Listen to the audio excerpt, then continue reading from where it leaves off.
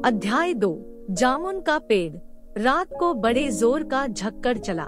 Secretariat के lawn में जामुन का एक पेड़ गिर पड़ा। सुबह को जब माली ने देखा तो उसे पता चला कि पेड़ के नीचे एक आदमी दबा पड़ा है। माली दौड़ा दौड़ा चपरासी के पास गया। चपरासी दौड़ा दौड़ा क्लर्क के पास गया। क्लर्क दौड़ा दौड़ा सुपरिंटेंडेंट के पास गया। सुपरिंटेंडेंट दौड़ा दौड़ा लॉन में आया।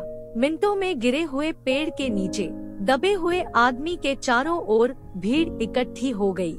बेचारा जामुन का पेड़ कितना फलदार था, एक क्लर्क बोला, और इसकी जामुनें कितनी रसीली थी। दूसरा क्लर्क याद करते हुए बोला, मैं फलों के मौसम में झोली भरकर ले जाता था। मेरे बच्चे इसकी जामुनें कितनी खुशी से खाते थे। तीसरा क्लर्क रुआसा होकर बोला, मगर यह आदमी। माली ने दबे हुए आदमी की ओर इशारा किया। हाँ, यह आदमी। सुपरिंटेंडेंट सोच में पड़ गया। पता नहीं जिंदा है कि मर गया। एक चपरासी ने पूछा, मर गया होगा। इतना भारी पेड़ जिसकी पीठ पर गिरे वह बच कैसे सकता है। दूसरा चपरासी बोला, नहीं, मैं जिंदा हूँ। दबे हुए आदमी ने बड़ी कठिनता से कराहते हुए कहा, जिंदा है। एक क्लर्क ने ताज्जुब से कहा, पेड़ को हटाकर इसे जल्दी से निकाल लेना चाहिए। माली ने सुझाव दिया, मुश्किल मालूम होता है। एक सुस्त और कामचोर चपरासी बोला, पेड़ का तना बहुत भारी और वजनी है, क्या मुश्किल है। माली बोला, अगर सुपरिंटेंडेंट साहब हुक्म दे तो अभी 15-20 माली, चपरासी और क्लर्क लगाकर पेड़ के नीचे दबे हुए आदमी को निकाला जा सकता है। माली ठीक कहता है। बहुत से क्लर्क एक साथ बोल पड़े, लगाओ जोर, हम तैयार है। एक साथ बहुत से लोग पेड़ को उठाने को तैयार हो गए। ठहरो, सुपरिंटेंडेंट बोला, मैं अंडर सेक्रेटरी से पूछ लूं। सुपरिंटेंडेंट अंडर सेक्रेटरी के पास गया। अंडर सेक्रेटरी डिप्टी सेक्रेटरी के पास गया। डिप्टी सेक्रेटरी ज्वाइंट सेक्रेटरी के पास गया।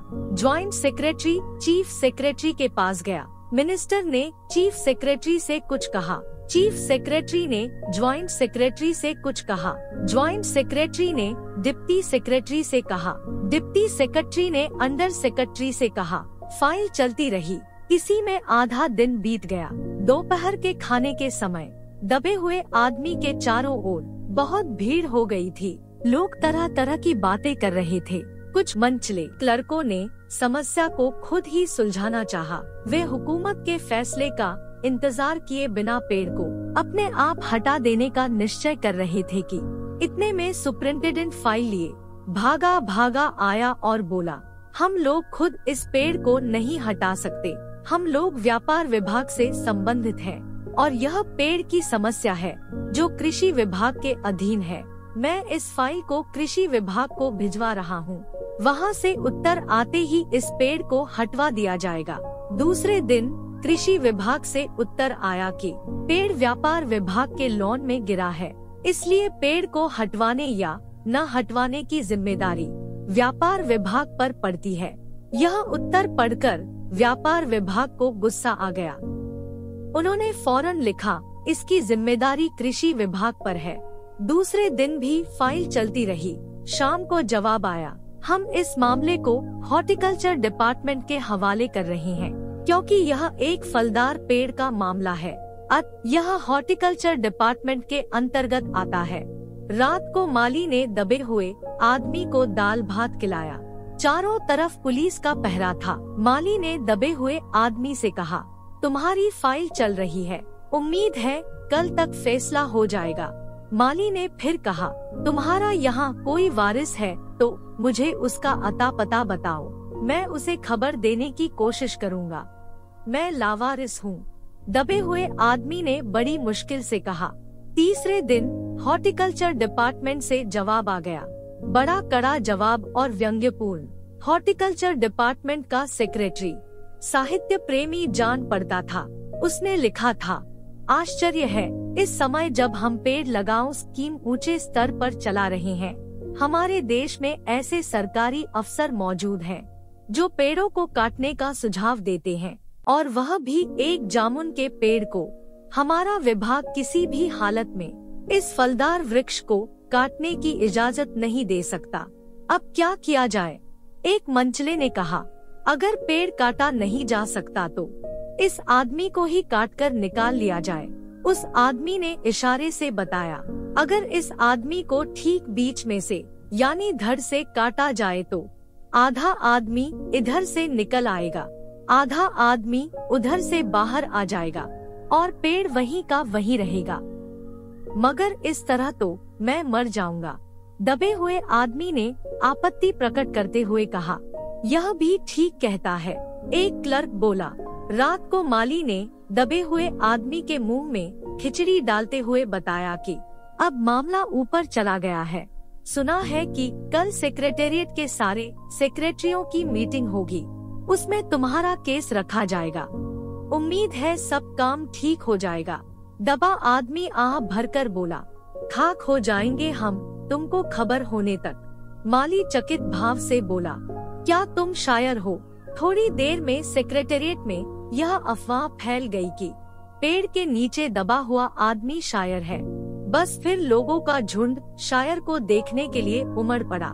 जब यह पता चला कि दबा हुआ आदमी कवि है, तब कल्चरल डिपार्टमेंट से अनुरोध किया कि जल्द से जल्द मामले का फैसला करके अभागे कवि को इस फलदार पेड़ से छुटकारा दिलाया जाए। फ्राई कल्चरल डिपार्टमेंट के अनेक विभागों से गुजरती हुई साहित्य अकेडमी के सेक्रेटरी के पास पहुंची। सेक्रेटरी अपनी गाड़ी में सवार होकर आया और दबे हुए आदमी से इंटरव्यू लेने लगा। तुम कवि हो? उसने पूछा। जी हाँ, दबे आदमी ने जवाब दिया। किस उपनाम से शोभित हो? ओस। ओस? सेक्रेटरी जोर से चीखा। क्या तुम वही ओस हो जिसका गद्य संग्रह ओस के फूल अभी हाल ही में प्रकाशित हुआ है? दबे हुए कवि ने हुंकार में सिर हिलाया। क्या तुम हमारी अकेडमी के मेंबर हो? सेक्रेटरी ने पूछा। नहीं, आश्चर्य है, इतना बड़ा कवि ओस के फूल का लेखक और हमारी अकेडमी का मेंबर नहीं है। उफ, कैसी भूल हो गई हमसे। कितना बड़ा कवि और कैसी अंधेरी गुमनामी में दबा पड़ा है। गुमनामी में नहीं, एक पेड़ के नीचे दबा हूँ। कृपया मुझे इस पेड़ के नीचे से निकालिए, अभी बंदोबस्त करता हूँ। सेक्रेटरी बोला और उसने फौरन दूसरे विभाग में रिपोर्ट की। दूसरे दिन सेक्रेटरी भागा भागा कवि के पास आया और बोला, मुबारक हो, मिठाई खिलाओ। हमारी साहित्य अकेडमी ने तुम्हें अपना मेंबर चुन लिया है। यह लो चुनाव पत्र, मगर मुझे पेड़ के नीचे से तो निकालो।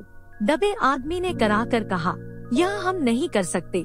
यह तो हम कर सकते हैं कि अगर तुम मर जाओ तो तुम्हारी बीवी को वजीफा दे सकते हैं। मैं अभी जीवित हूँ। कवि रुक रुक कर बोला, मुझे जिंदा रखो। साहित्य अकेडमी का सेक्रेटरी हाथ मलते हुए बोला, हमारा विभाग सिर्फ कल्चर से संबंधित है। पेड़ काटने का मामला कलमदवात से संबंधित नहीं, आरी कुल्हाड़ी से संबंधित है। उसके लिए हमने फॉरेस्ट डिपार्टमेंट को लिख दिया है। दूसरे दिन जब फॉरेस्ट डिपार्टमेंट के आदमी आरी कुल्हाड़ी लेकर पहुँचे तो उनको पेड़ काटने से रोक दिया गया। मालूम हुआ कि विदेश विभाग से हुक्म आया है कि इस पेड़ को न काटा जाए। कारण यह था, इस पेड़ को 10 साल पहले पिटोनिया राज्य के प्रधानमंत्री ने सेक्रेटेरिएट के लॉन में लगाया था। अब यदि यह पेड़ काटा गया तो इस बात का डर है कि पिटोनिया सरकार से हमारे संबंध सदा के लिए बिगड़ जाएंगे। मगर एक आदमी की जान का सवाल है, एक क्लर्क चिल्लाया। दूसरी ओर 2 राज्यों के संबंधों का सवाल है। यह भी तो समझो कि पिटोनिया सरकार हमारे राज्य को कितनी सहायता देती है। क्या हम उनकी मित्रता की खातिर एक आदमी के जीवन का भी बलिदान नहीं कर सकते?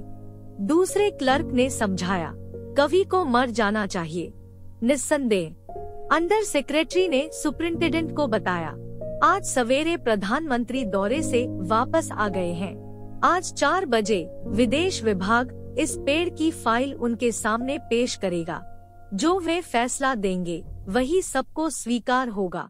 शाम को 5 बजे स्वयं सुपरिंटेंडेंट कवि की फाइल लेकर उनके पास आया और फाइल हिलाते हुए चिल्लाया, प्रधानमंत्री ने इस पेड़ को काटने का हुक्म दे दिया है। कल यह पेड़ काट दिया जाएगा और तुम इस संकट से छुटकारा हासिल कर लोगे। सुनते हो, आज तुम्हारी फाइल पूर्ण हो गई। मगर कवि का हाथ ठंडा था, आँखों की पुतलियां निर्जीव और चींटियों की एक लंबी कतार उसके मुंह में जा रही थी। उसके जीवन की फाइल भी पूर्ण हो चुकी थी।